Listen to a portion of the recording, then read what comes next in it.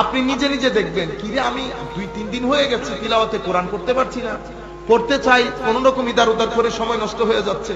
ফজরের নামাজ আজকে চিন্তা করেছি করব, কিন্তু দেখা গেছে আমি যখন চোখ খুলেছি 8টা বেজে গেছে। তখন আপনি বুঝতে পারবেন, আপনার মনে করা উচিত যে মাওলাই করিম আপনার কোনো কাজে আপনার উপর অসন্তুষ্ট হয়ে গেছে। কি করতে হবে তখন?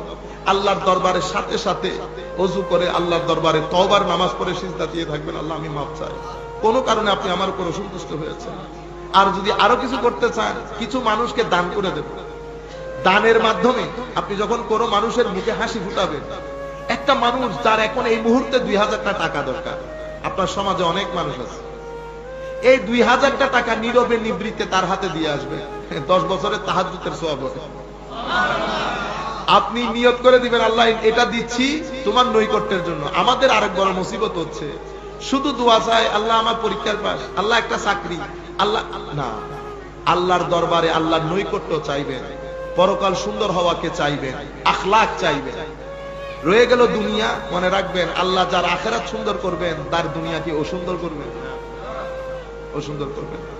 আপনি যখন ওইটা নিয়ত করে দিবেন, আল্লাহ রাব্বুল আলামিন আপনার জন্য রাস্তা ইজি করে দেবেন, রাস্তা ইজি করে দেবেন।